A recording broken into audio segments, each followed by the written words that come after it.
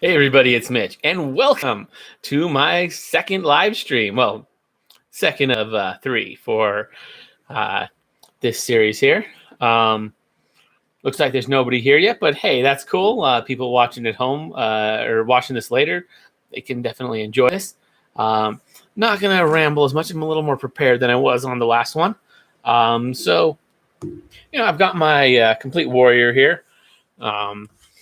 As you guys know, I have been, doing my thing, making a few videos. You probably noticed I came out with like 4 videos, like yesterday slash today. Like I came up with quite a few. So yeah. Um, so yeah, we got the complete warrior here. You know, First off, I just want to say this is my stream for having 200 subscribers, and I do want to say thank you to everybody who has, helped make this possible. It's really really important, and I'm glad you guys were able to help me do that. Yeah. Figuring out some technical stuff here. Hopefully it's using the correct mic. Test. Does that make it any louder? Test. Yeah, I can't tell. Hopefully it's on the right mic. I have no way of telling. But anyways, yeah. So I, as you know, I've been making some videos in the Complete Warrior. Some of the ones I've come out with recently, the Hexblade, really good one. I actually did one on the Samurai as well, although that one's not coming out for a while. The Swashbuckler, as you probably saw recently. You probably saw my new series that I just started. That was actually a request from a subscriber who gave me that idea. That was from Black Tom. He told me to do a top 3. I tweaked it a little, did a top 3-5 because we play 3-5, so it just kind of made sense. Yeah. So there's that. Still kind of trying to figure out all of this. Figuring out the technical stuff. Seems I'm locked to the webcam I'm on. No, that's fine. Don't really need to change it at the moment. Yeah. So I'm not using my normal recording software at the moment. I was on the last live stream, not currently. But so we got some pretty good classes in here. If I had to pick of the 3 classes in the Complete Warrior, have to say best one, Hexblade, like no question. Like it's not even really much of a contest. The Hexblade's pretty clearly the top. Yeah. Let's see. Best prestige class in Complete Warrior. That one's a trickier one. There's some good ones in Complete Warrior, and there's a lot too. There's like, I think I counted like 37. So I'm going to be at this book for a while. Bear Warrior is definitely one of the better ones. Let's just scroll through here, see if I can find any that are, interesting. Drunken Master's okay. Let's see. Exotic Weapon Master. I have Grumsh isn't bad. That one's got some potential. Frenzied Berserker is certainly interesting. The Gnome, no. Storm Giant Sailors in there. Halfling Outrider. I think I've heard good stuff about that. Let's see. The Invisible Blade. That one's kind of cool. I looked into the Kensai a bit. I kind of liked it, but heard people. But that was a while ago, and since I've learned more about min-maxing, I've heard they seem not to be not so great from what I've heard. I haven't looked into it since then. The Knight of the Chalice. That one can be really good. Yeah, the Knight of the Chalice is certainly a good one. Let's see. Master Thrower. Master of the Unseen Hand. Nature's Warrior. If anyone happens to jump in here, which it doesn't look like we have anybody at the moment, but if anyone does come and join, just like last time, I will be responding to chat, so feel free to say anything. I have looked at Order of the Bow Initiate a lot. It's one that I thought was really good when I first looked at it back before I started learning about min-maxing. And I've been told, I've been in many arguments about how it's not so good. But I don't know. The fact that it's one of the only ways in the game to be able to do precision damage out to 60 feet instead of 30. That's something. It does require 10 levels, though. So it does take a lot. Rage Mage, ooh, that one's certainly interesting. Let's see, what other ones are we having here? What do we have? The Ronin seemed okay. The Spell Sword is one I've looked at a lot. That one, that's one of your original Gish builds ideas. Tattooed Monk. Tattooed Monk. That one's War Chanter. There are a lot of prestige classes in here. A lot of prestige classes. Let's see. Just to make sure everyone knows I'm here. Let's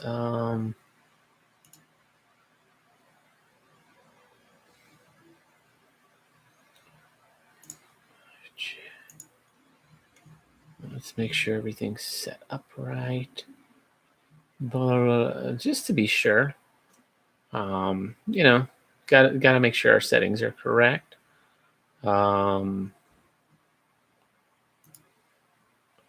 That didn't change anything. Sorry,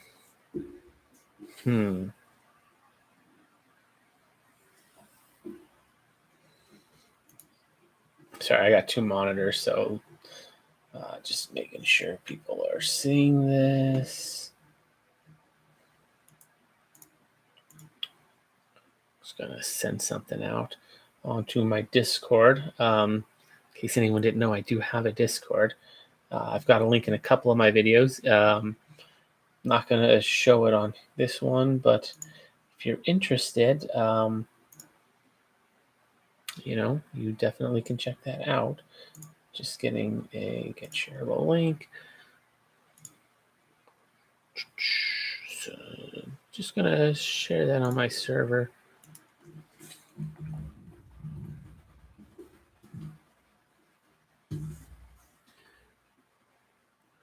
There we go, in case anyone happens to see it.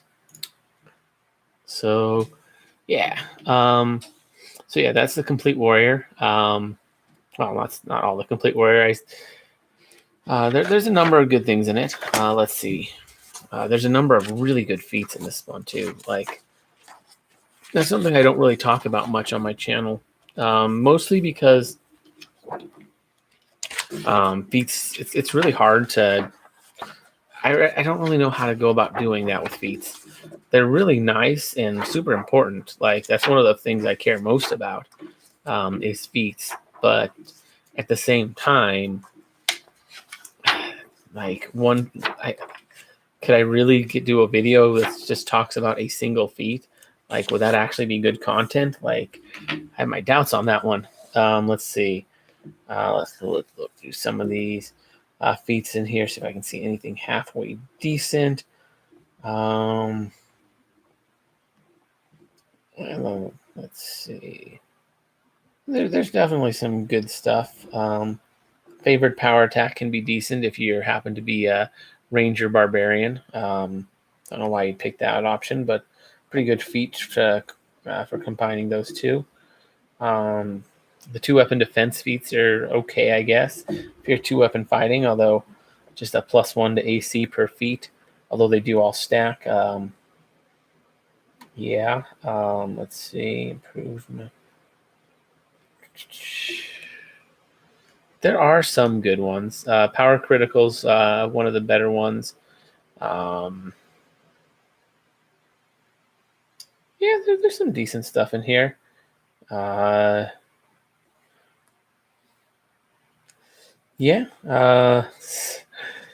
I could trying to just. Yeah, there's some good rage ones. Some other stuff. It's definitely one of the more interesting books out there. If anyone joins the chat, that'd be great. But hey, what do you know? But you never know. Hopefully somebody joins here soon. Let's see, what else do we got?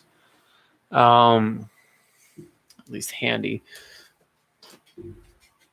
So, oh hey, looks like we got somebody in the chat. Oh hey, it's Black Tom. What's up, man? It's been a pretty dead stream so far. Glad to have you here. It's mostly just talk. That's a great question. So far, I've been talking about the Complete Warrior just because I had that handy. But going over videos that I've made recently, going over some feats, some prestige classes that stood out to me, stuff like that. We can talk about anything. This is your guys' chat. So yeah, and for now, I think you're the only one in here. So I guess it's your chat for right now. Or your stream right now. But yeah, this is yeah, this stream's mostly for you guys. Yeah. The feats? Yeah, I was just talking about those actually. There's a lot of good ones. Or there's a few decent ones. Like Power Critical was one that stood out to me. Pretty good. Yeah, Power Critical was one that really stands out. It helps you confirm crits, which can be really nice on a crit build. Let's see. Zen Archery can be good on the right build. Let's see. There's a few that I've seen in the past. Karmic Strike's not bad. Karmic Strike, close quarters, destructive rage, extent. There's a lot of extra rage and extra stunning and stuff. Like that's not an extra smiting. Like those can be useful, I guess. One improved toughness is pretty good. Yeah. I guess improved favorite enemy isn't too bad. I think I'm not sure how well it stacks if you get higher bonuses, but it's pretty good for your lower ones. Get you an extra +1 against a bunch of things, I think. Yeah, it looks like it works on all of them. There's a few decent rage ones. Arcane Strike. Sacrifice 1 spell for a +1 on attack. And +4 per damage per level. So, yeah, that can be +1 d4. Yeah, that can be really good. So potentially +9 to attack and +9 d4 damage.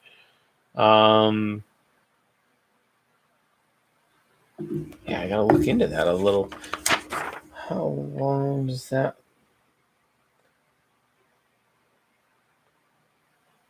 How long does that last?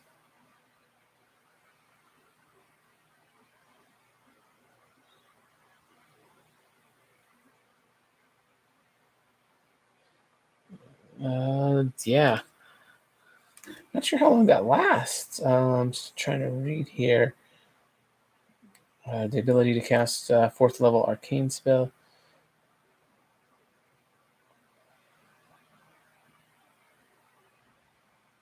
So it goes on all attacks. How long? It doesn't say how long it lasts.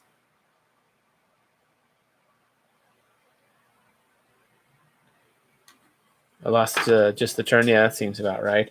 So if you're doing a lot, if you have a lot of attacks, that can be really good. Getting, +9, +9 to hit, and then 94 damage on multiple strikes. Yeah, that can really add up, especially if you are dual wielding. Yeah, that arcane strike would actually work really good on a dual wielder. So yeah, that's actually pretty solid right there. So yeah, good call on that. Let's see, there was one.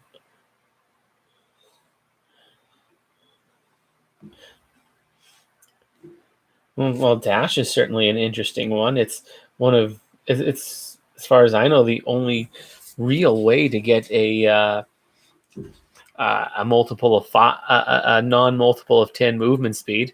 That's that's above 15. Like you never see that without the dash feed. Yeah, it could work good on a ranger. The ranger, you're only going to get an extra +4 and 44, but with the ranger, especially if it's if they're a ranged build and they're using split arrow and all that and rapid shot, yeah, you can absolutely take some serious advantage of that. Getting an extra 44 damage on, how many attacks is that? Like 10? Oh, it doesn't work with the divine. Oh yeah, good point. It is called Arcane Strike. How are you making that work on a ranger then?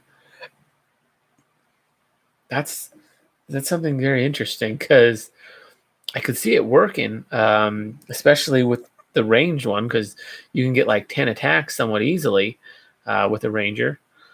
Yeah. So yeah, very curious about that one.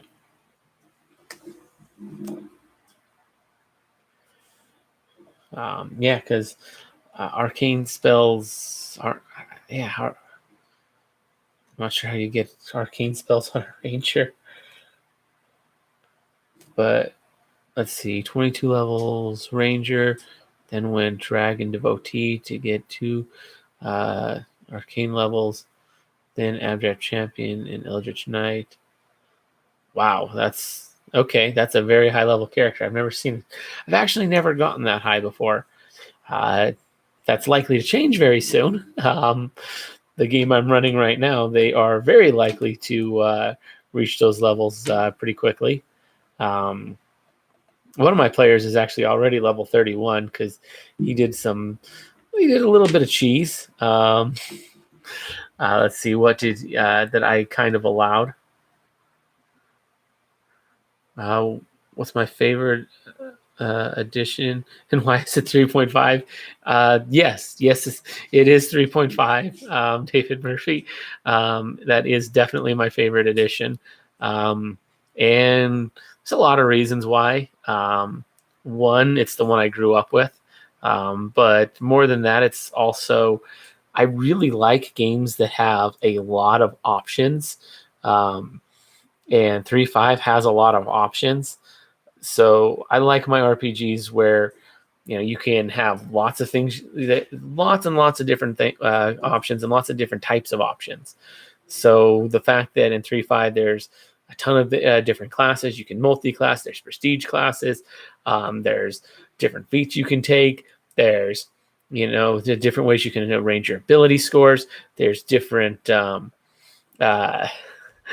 different magic items you can equip. You have like 12 magic item slots. There is a ton of them. So yeah, there's a lot of different ways to customize a character, and that is why I like 3.5 so much, more than anything really.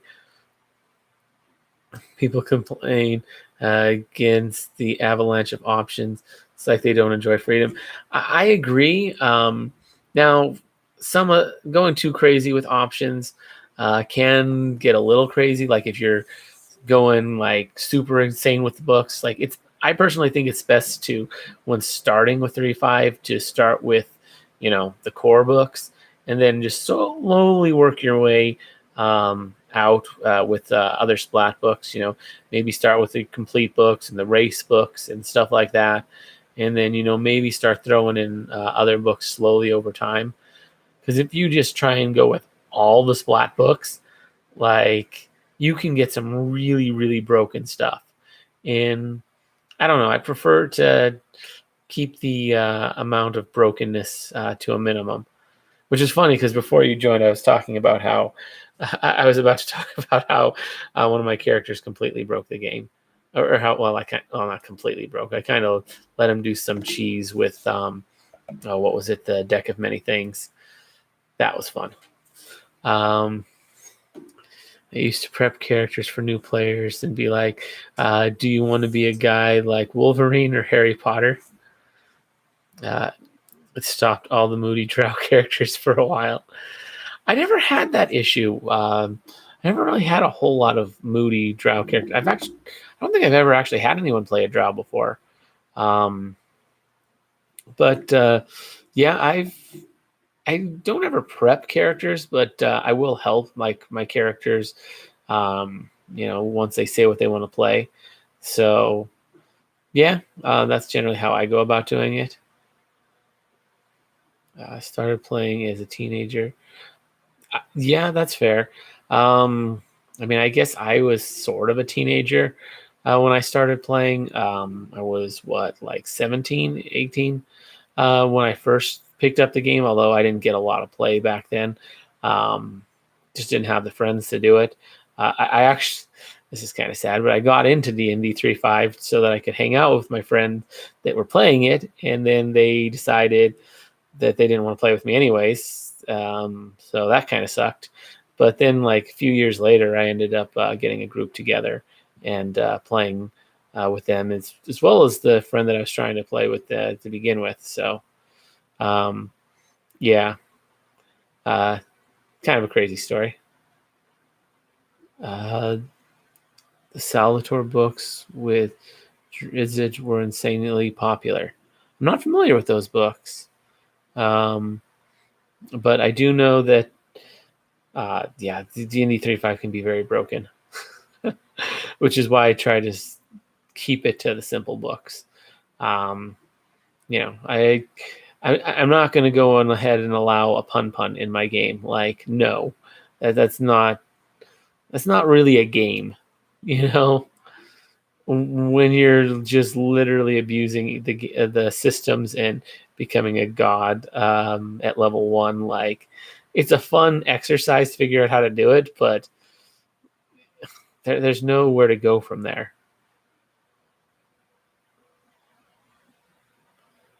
Interesting. Okay. But yeah, I wasn't aware that Drizzt is the Moody Drow. Drow Ranger with a Panther and 2 Scimitars. They were on the line of the Dragonlance paperback books. I've heard of the Dragonlance books. Yeah, those I am a little familiar with. I avoided settings books, so I never looked into them much. Mostly just because I kind of preferred to do my own settings. Stick with, I guess, the Greyhawk setting, but basically just do, DM makes a map, we play it. I never even did really any. I guess I did a little bit of them, but I never did much with, pre-made adventures. It was always an adventure that the DM came up with. Just kind of how I always prefer to do things. Yeah. But yeah,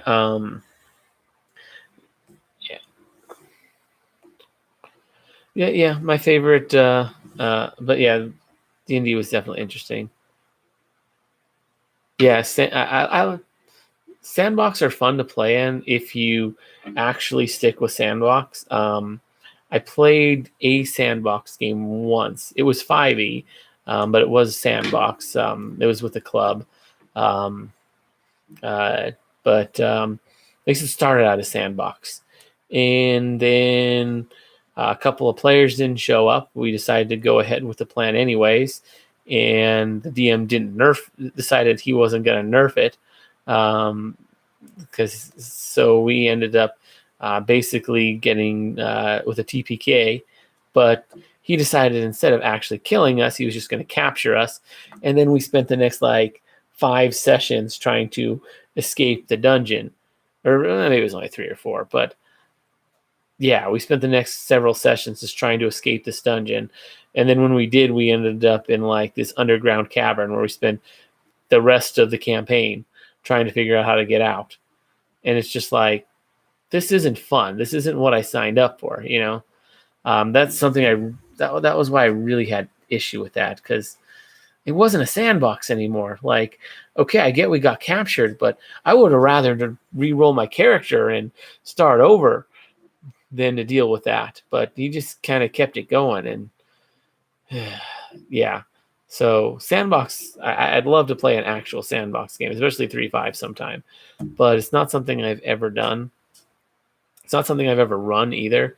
I usually have a fairly solid story that the players kind of have to follow. I usually set it up in a way where it's like, yeah, you pretty much have to follow the plot, like the one they're currently doing. Like, they started out as small time adventurers, and the only jobs they could get, they took the jobs they could get. They're just, weren't jobs for little guys like them. And eventually they got a job heading up to one city, and once they got there, all hell broke loose, literally. So yeah, they've been basically fighting the devils who have taken over the country. Like they basically don't have much of a choice but to take down these devils. All the players are good, and they've overrun the entire country and are dead set on killing anyone that doesn't submit to them. So what else are they gonna do? Well, I define sandbox as more of a custom setting and world. Okay, yeah, those I like too. Like all of mine are custom settings and worlds. I thought you were talking sandbox in terms of like you just sort of throw the game. The players just sort of start out and they just sort of end up doing what they do, and you don't really have a solid story in mind, or at least not a linear one that they have to follow. And then you can kind of do what you want. Those would be fun, although even just a custom setting and world, like literally that's all I ever play is custom settings and worlds. Yeah, I mean, I use the Greyhawk rules and more or less the Greyhawk setting, but like I don't follow it to a T or anything. I just kind of go with what's in the book and use that as a guide. Like I come up with my own maps and all that. They're not good maps by any means. Like legit, I just draw a circle and put some dots for towns and some roads, and maybe I'll put some major geographic features like, oh, here's a river, here's some mountains, this area is foresty, like I might do some of that, but half the time I don't even like put it on the map. I'll just tell my players like, this is what's over here, and then my town names are literally just like human capital city, Elven City. Like I am so bad with names. It's bad. Like I cannot come up with names for the life of me. Like the names of the cities are literally just descriptions of what the cities are. So yeah, that's that's kind of how I tend to do things. I'm not the best with that kind of stuff personally. I've played with some games like that. My best friend, he's really good at that stuff. He's come up with some pretty interesting settings. Let's see. Well, sandbox is that too. I put them in the world and describe it to them and ask them where they want to start. I give them adventure hooks, but it's up to them to go them on what they want to do. Yeah, no, that's definitely sandbox. I would love to play something like that. It's not something I've done much of. I tried to do it once in a game that I was doing. It wasn't a true sandbox, but I like put some sandbox elements.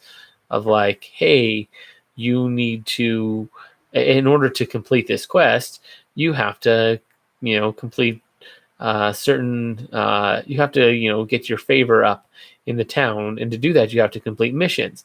Here are some missions that you can do. They vary in difficulty. Some of them, and their rewards are different. Some of them give different gold. Some of them also give different amounts of, prestige.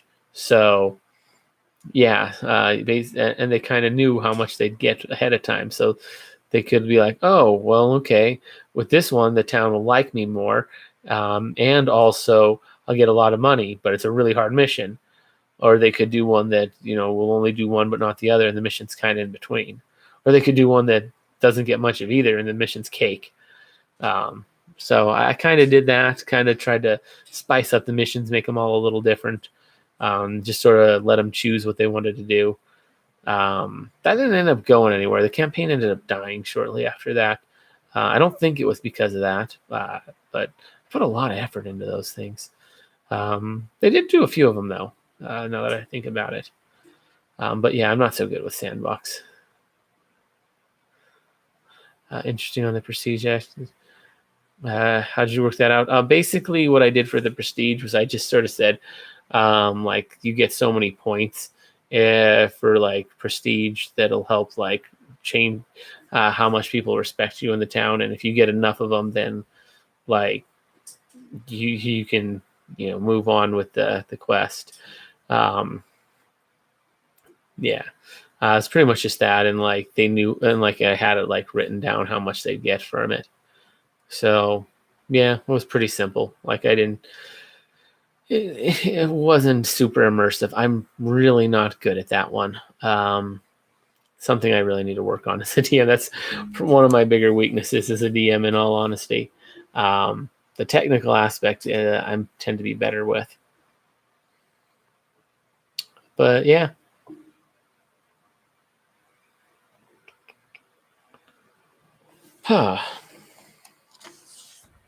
Let's see. But yeah, that was my... Sorry, I'm actually really tired right now. It's been a long day. But yeah, let's see. Want to go back to the Complete Warrior? Yeah, we can go back to the Complete Warrior feats. Let's see. We can go to a different book too. I have to stand up, but they're all like not too far away. Let's see. Not seeing anything that really stands out too much. I mean, favorite power attack, kind of. It's pretty good if you want to do a Ranger Barbarian for whatever reason. I guess that could be a decent build. They're both full BAB, so I mean, it's something. Yeah.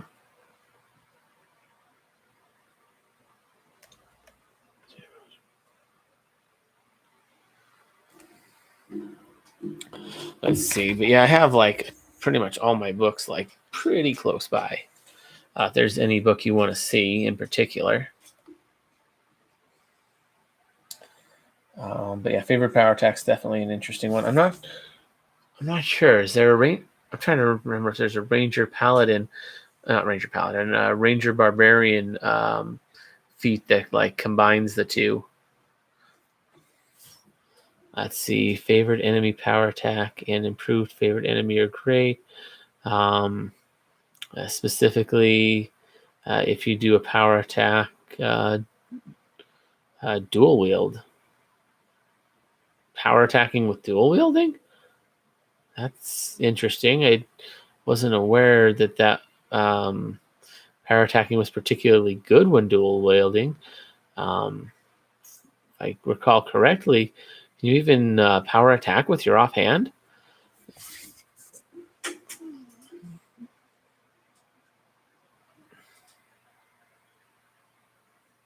Rangers get Find the Gap.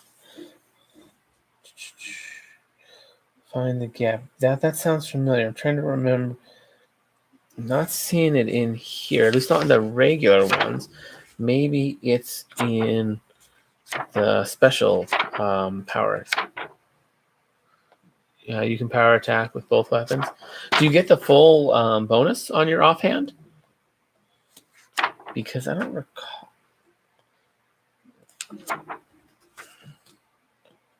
Yeah, I'm not seeing find the gap in here. I've looked through all the different feats. And there's quite a few in here. Interesting. Yeah, I noticed that. I haven't got a chance to check to reading that comment yet. Oh, find the gap is a spell. Got it. But power attack is definitely more effective with one two-handed weapon than it is with dual wielding. I mean, dual strike is a feat. Dual strike. Not in the complete warrior, I do not believe. If it is, it's not a standard one. So they do have them spread out quite a bit. Yeah, I'm not seeing it in here. Yeah, complete warrior is a weird one because you got your feat, you got your general feats, and then you have like several pages later. Well, from the table at least, you have your divine feats, and then your tactical feats, and then your weapon style feats. Exotic weapon master. It's been a while since I've looked at the exotic weapon master. I know I'll be looking at him soon because he's pretty close on my list of prestige classes to make videos on. I'm literally just going in order. Like it's not exactly so there we go. Really, it's only a 3-level class. Interesting. Complete adventurer. Is that one of the ones I have? I think so. Yeah, I do have complete adventurer. Please, let me grab that one. That happened to be pretty close on top, so I was able to grab that fairly quick.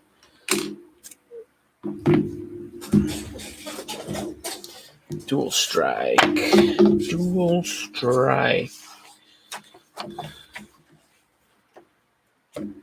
I do not have the Draconomicon. That one I know I don't have.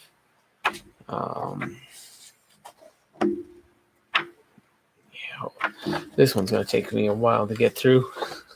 I'm not, maybe not any longer than Complete Warrior.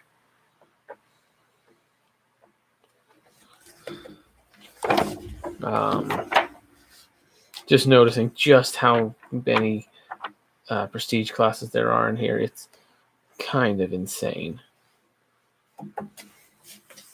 But there's like 37 in Complete Warrior, so.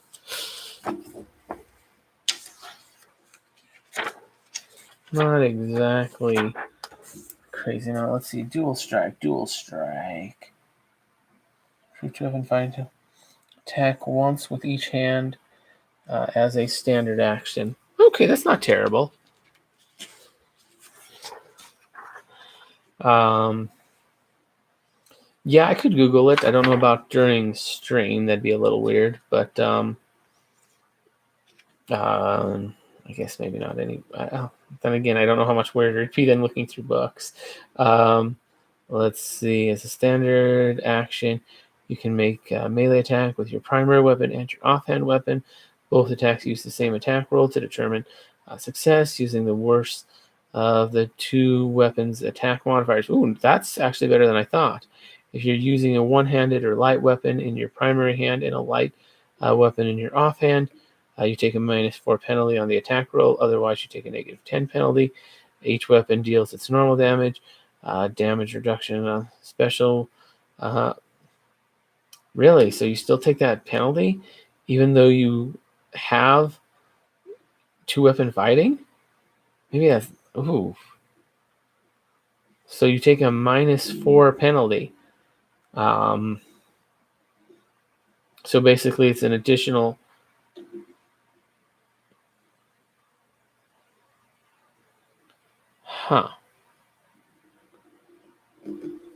Is for uncanny blow.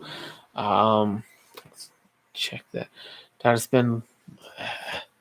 That's way over here. So, okay, dual strike's interesting. I'm trying to figure out exactly how that works because it's worded a little weird. And you're saying uncanny blow.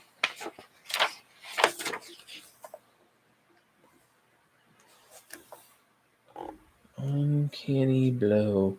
When wielding a one-handed exotic melee weapon in two hands, the character can focus power of his attack so that it deals extra damage equal to his strength bonus times 2 instead of his strength 1/2. If he has the power attack feat, treats the weapon as two-handed for the purposes. Okay, that's not bad. Doesn't really help with dual wielding, but okay.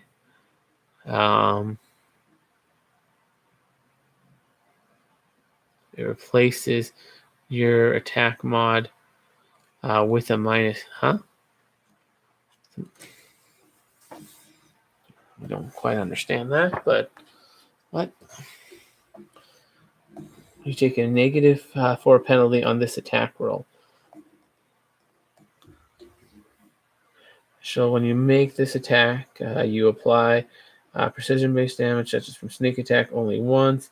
If you score a critical hit, only the weapon in your primary hand deals critical damage. Your offhand weapon deals regular damage. If you dual strike, your attack is at a -4. Yeah, from like your. Yeah, so basically it'd be -2 compared to what you're normally doing dual wielding, which is -2. So okay, I get that. I think. Okay, so yeah, so you've taken the -2 penalty, but you get an extra attack, and it's not just that you get an extra attack; you make 2 rolls, and it's more or less like advantage from 5e. So that's not bad. Find the gap I'm still not familiar with. Guess I'm going to have to Google it.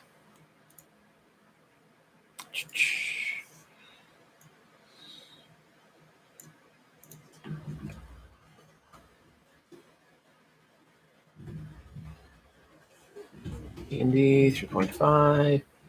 Find the gap. You gain the ability to perceive weak points in your opponent's armor once per round. One of your melee range attacks may disregard the target's armor, shield, or natural armor bonuses, including any enhancement bonuses to armor class. Other AC bonuses, such as dodge bonuses, deflection bonuses, and luck bonuses, still apply. It's just an armor class. So for a second, I got excited thinking that it would work on bypassing fortification, but no. Still lets you bypass a lot of your AC and make it so that you can hit way more often. That's pretty good.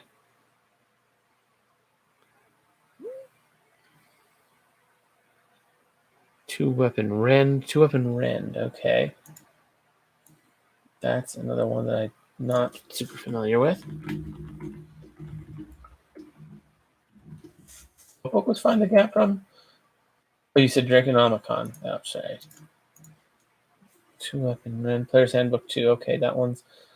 Let's see. Successfully hit an opponent with both weapons.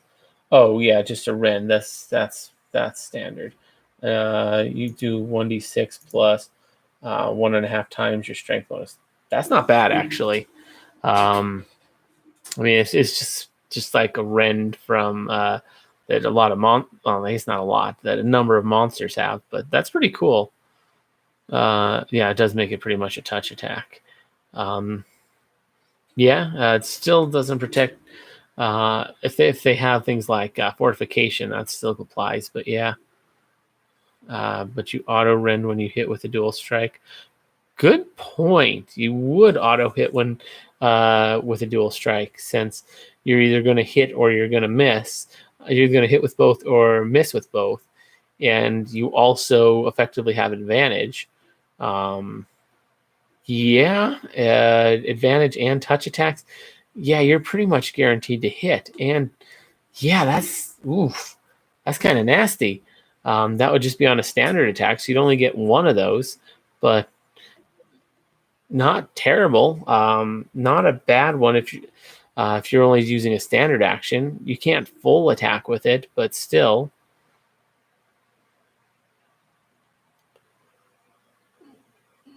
It, would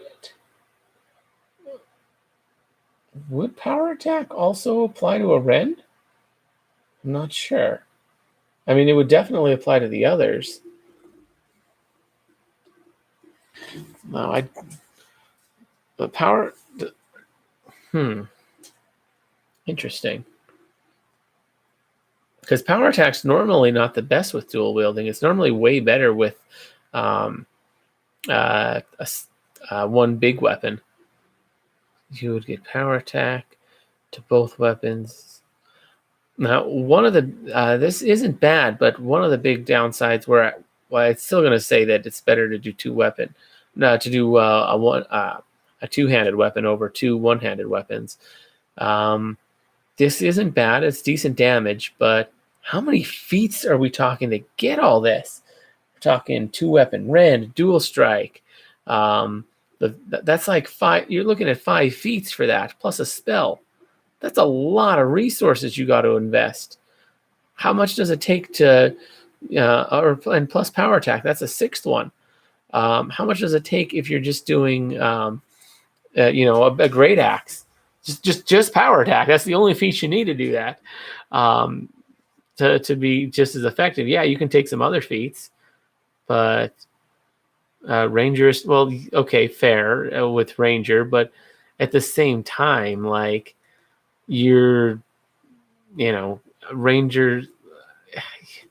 The Rangers, in terms of feat wise, aren't as good as fighters. Like, you're giving up a lot to be a Ranger.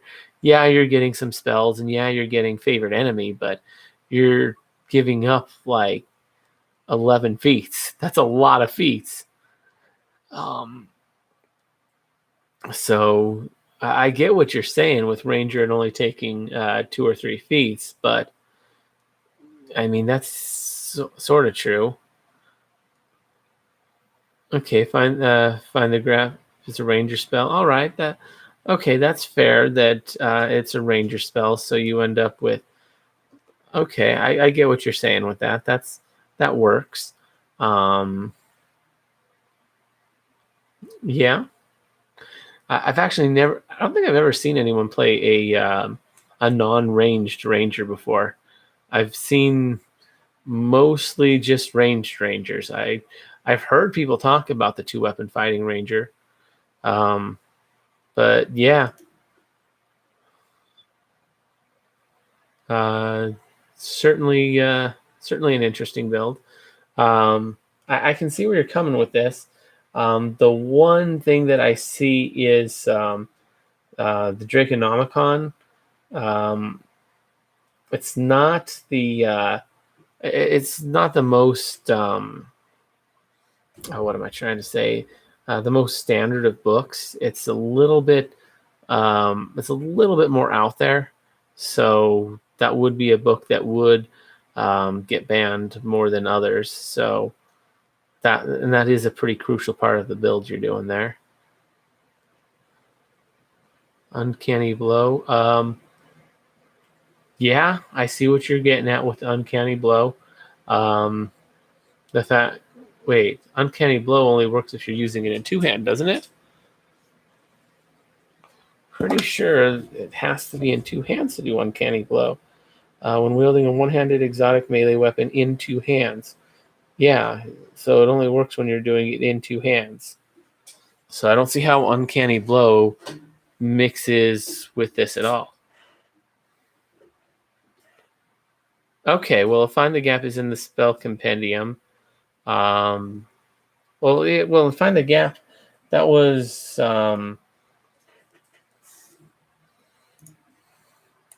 That one wasn't the one on the Draconomicon, was it?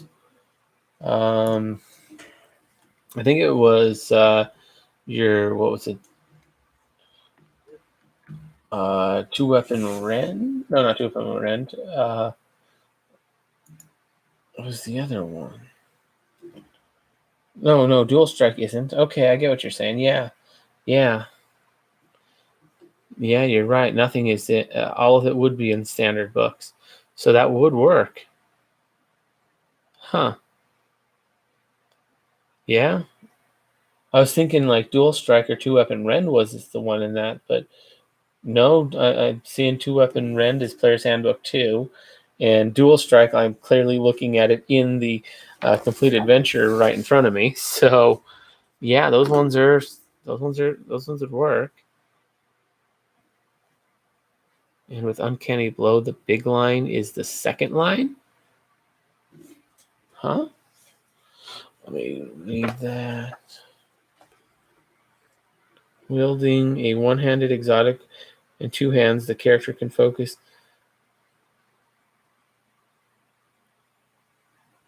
If he has the power attack feat, he treats the weapon as two-handed for purposes of determining his bonus on damage rolls. Okay.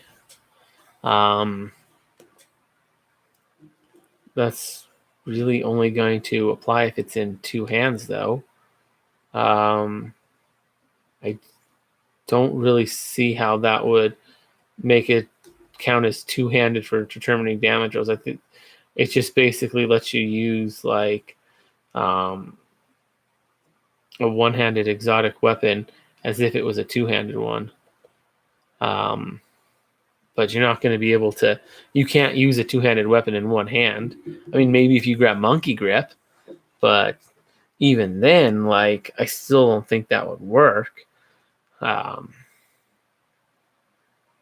Yeah, because it's not a two-handed weapon. There'd be no need to grab Monkey Grip for this. Plus, Monkey Grip's not the best feat in the game. Let's be real. Monkey Grip really just gives you an extra couple of points of base damage. It's not super great.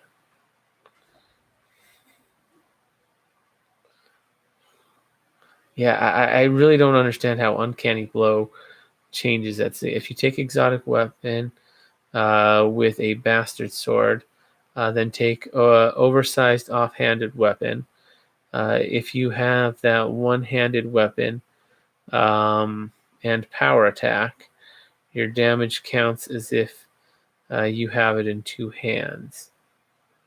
So if you take exotic weapon with a bastard sword, then take oversized offhanded weapon. Oversized offhanded weapon. Not super familiar with that one, or where that comes from. I imagine that just lets you use one-handed weapons in your offhand without penalty. You take oversized offhanded weapon. If you have that one-handed weapon and power attack, your damage counts. I don't know about that.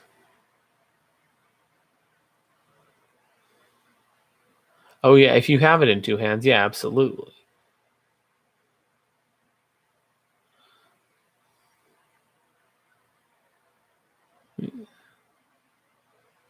Your weapons count as being wielded in two hands for damages purposes, including power attack. I'm not sure how you're getting that, because I don't see that how that works. How Exotic Weapon Master gets you that, and I'm not sure how any of this stuff is letting it count in two hands, even if it's just in one. Exotic Weapon Master, all that's doing is letting you use. It's making so that if you do use a one-handed weapon in two hands, that you get the benefits for using it in two hands, the full benefits, which you normally don't get. At least not with power attack Yeah. So I don't think normally with power attack. So I'm not seeing that one. I can see what you're saying, but I don't think that's how that works.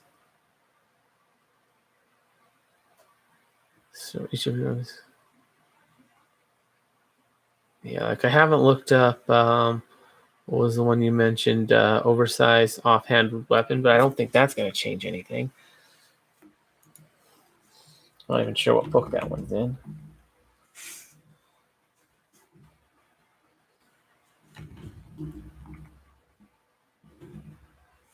Oversized offhand weapon. Oversized. I'm not even seeing an oversized offhand weapon feat when I Google it. Like, literally nothing comes up. There's nothing relevant. With adventure? Literally nothing came up when I Googled it. Oversized 2-weapon fighting, is that what you mean? I don't see oversized offhand weapon. Oversized 2-weapon fighting, okay. Oversized 2-weapon fighting. When wielding a one-handed weapon in your offhand, you take penalties for fighting. You take penalties for fighting with 2 weapons as if you were wielding a light weapon in your offhand. Yeah, that's not going to change anything. Like that's cool. That's a good extra feat to have if you wanted to, just dual wield like rapiers or something. Not a bad idea. Actually, that changes a few things on some of the things I was saying in some of my other videos, like makes the Elven Thin Blade Light Blade a little less good, since you could just do 2 rapiers instead and use that feat. And I think that would probably be better off. So yeah, and probably less feat intensive too. Although I'm not sure if the rapier does actually match up with the thin blade and light blade damage, but I think the thin blade and light blade have some extra advantages too over the rapier. If I recall, the rapier is simply a piercing weapon, whereas the thin blade and light blade are also slashing weapons or something like that. Yet they still count as rapiers. It's been way too long since I've looked at those, but I remember they definitely did have some tricks to them. But yeah, oversized 2-weapon fighting, definitely a good feat right there. Yeah, can seriously drop those penalties down. Make it so that you can dual wield longswords, and still get. Let's see, uncanny blow is worded a little wonky, but that first line only works if you use a weapon in 2 hands. If you have power attack, the weapon counts as being 2-handed for damage. It is hard to explain this in the 200 word limit. I wasn't aware there was a 200 word limit. Oh, hey, there is. Interesting. I don't know. Reading it, I'm not seeing that second line as applying when in 2 hands or in 1 hand. It seems like it only works in 1, but maybe I'm wrong. I'd have to look at the errata on that to try and figure out what that says. If the errata confirms that that's what it's supposed to say, then I could definitely get on board, but really kind of depends on that one. Yeah.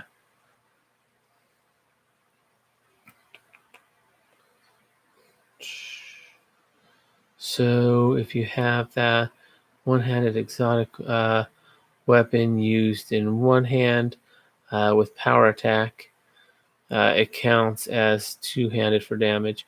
I get what you're saying, and if that's the case, that's really cool. Especially if you can do it in the offhand as well. since normally the offhand only gets half damage. But one big difference between this and even with all this, you're talking about really chewing up feats like no other in order to be able to compete with just using a bigger weapon in two hands. Feats and class features, you're using up a lot of resources, whereas it doesn't take any to just take a big weapon and use it in both hands. So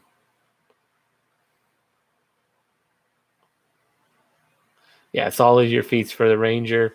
I mean, with the fighter, you could do it with less. The fighter, you still have more feats available, just because the fighters get so many feats that it's not even funny. But I get what you're saying. Um, Personally, I think the swashbuckler would be a pretty good way to dual wield, getting that ability damage on every crit, and just really crit farming, getting that 15 to 20 critical threat range, and yeah, and 7 attacks, not bad, not bad at all. Because seven attacks is a lot. I did the math, and it's like 2.1 on average. Swashbuckler is you can't power attack with life. That is true. One thing that I was noticing with this is you could dual wield bastard swords. Yeah, that'd be kind of cool to dual wield a couple of bastard swords. I think for exotic weapon master, if I recall, I haven't looked at this in years, but one of the entry requirements is exotic weapon proficiency with one weapon. Beats exotic weapon proficiency, any exotic weapon. Hey, what do you know? So yeah, you could do that with bastard sword and be able to wield which you don't need exotic weapon proficiency to use bastard sword in two hands, but you do in one. So yeah, you could actually with that use with oversized 2-weapon fighting, have a bastard sword in both hands and only fight at a -2 penalty. That's kind of impressive, in all honesty. That D10 is not bad.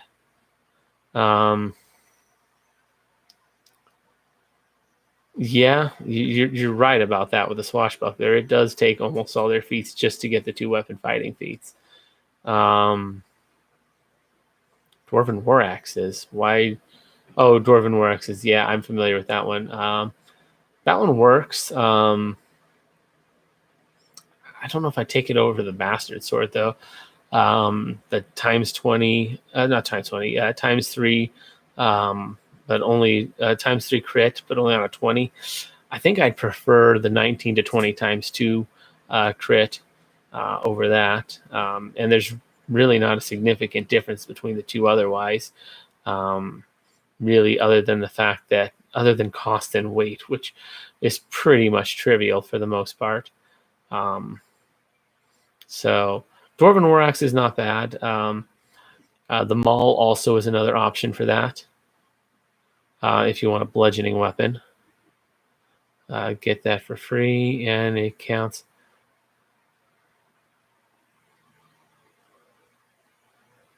Oh, dwarves get it for free.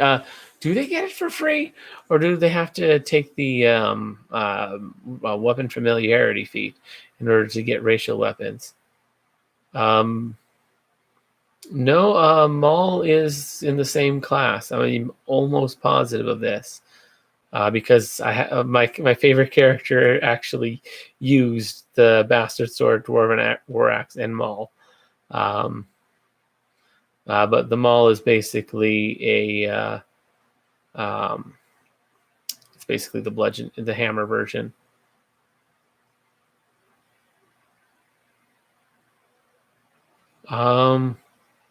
Does it have to be in a hand and a half weapon for Uncanny Blow when wielding a one-handed exotic melee weapon in two hands? Character. I guess that might be what it means. Extra damage equal to his strength bonus.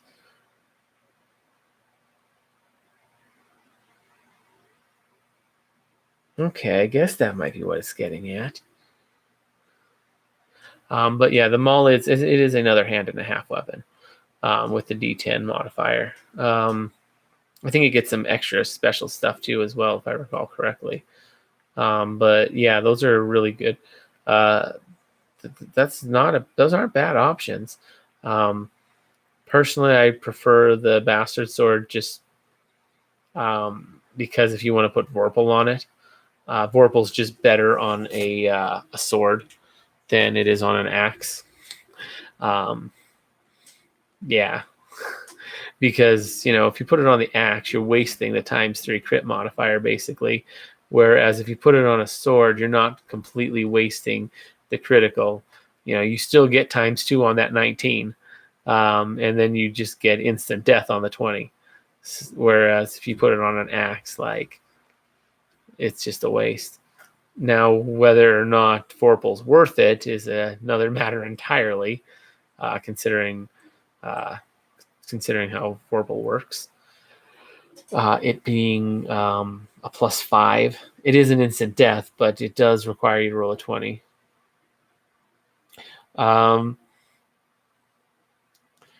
So the Maul that is in Races of Stone is where that is. I know that one off the top of my head. Let me see if I can find it.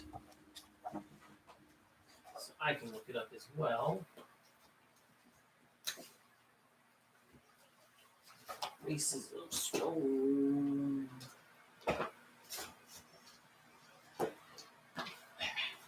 It's got to be around here somewhere. There we go. It was buried. But yeah, the Maul is Races of Stone. Okay, and I opened almost to the right page. Oh, no, it isn't. Is it? Am I wrong? I could have sworn it was the Races of Stone, but it's not here.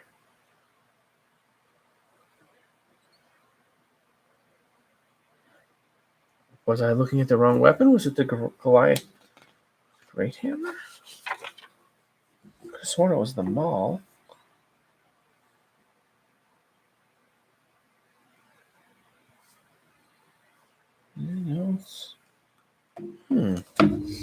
I was wrong. It is definitely not there. Is it the player's handbook then? It might just be the PHB. Where is the Maul? That's bugging me now.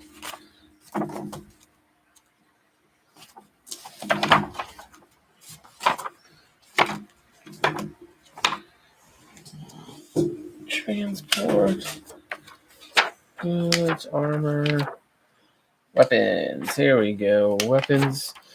Is the Maul in here?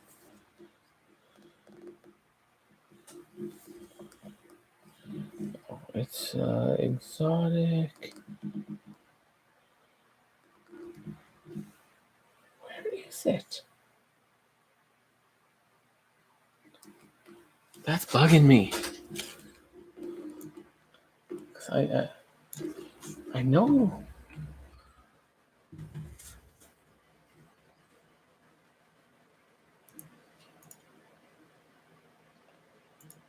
The Maul.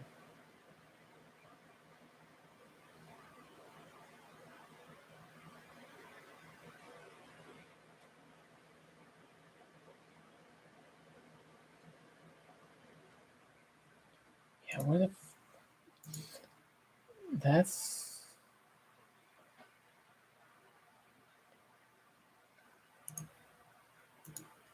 What's the normal?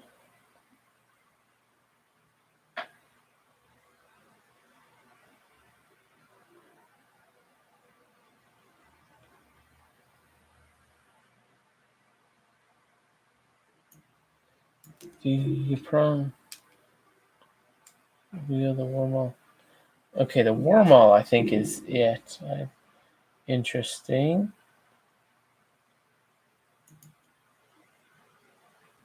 Trying to figure out where I found it. homebrew. What? I could swear. That's bugging me. Because I know I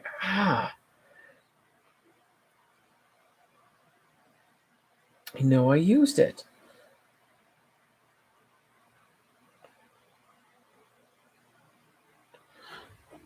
I thought it was in the Races of Stone, but I'm not seeing it there. I'm not seeing it in.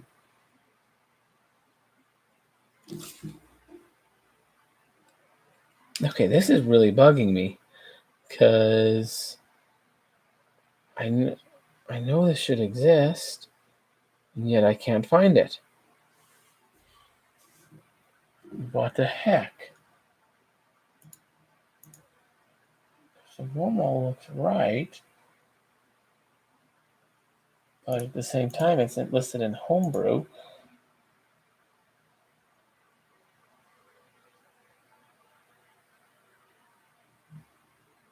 Yeah, I remember the mall. It was a hand-and-a-half weapon.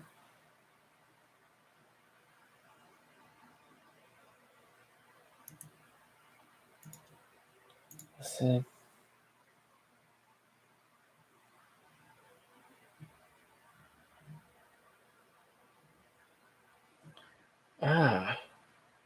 The arms and equipment guide. Okay, I thought it might have been there. It's listed as a two-handed weapon, but is it also? Does it have a note saying that? I don't own the arms and equipment guide. My friend did, though, which is probably where I found it. Arms and equipment guide PDF. Oh, it's a 3 ebook. That explains some things.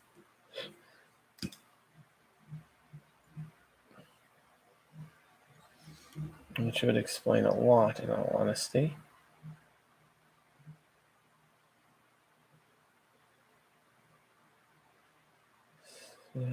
Page 9. Small two-handed dwarf's favorite. Weird, doesn't mention it.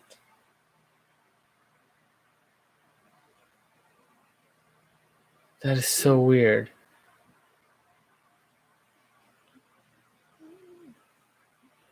Might have been a homebrew thing I did, and I was just not aware that that's... Huh. Interesting.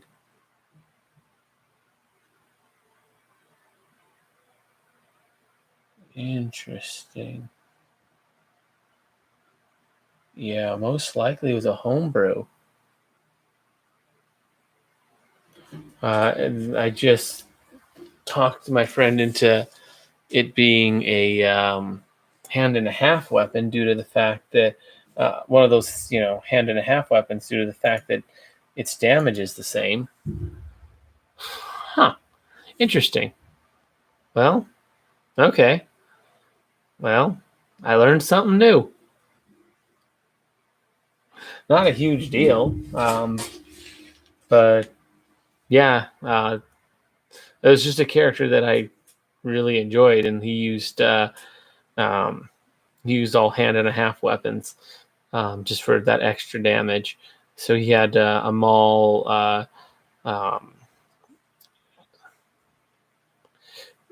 Yeah, I am. I am tired. It has been a little past the hour, so yeah, I was mostly just keeping it going because I really wanted to figure out what's going on with that maul. That was really bugging me. But yeah, it was a decent enough stream. Not as many viewers as the last one, but it was pretty fun. Hopefully the next one turns out okay. Well, that's going to be at like 4 a.m. So we'll see. But yeah, I think I'll just call it here. So, anybody who's watching this outside of the stream later, if you enjoyed it, give it a like, subscribe to the channel. But anyways, as always, I'm Mitch. I'll be seeing you.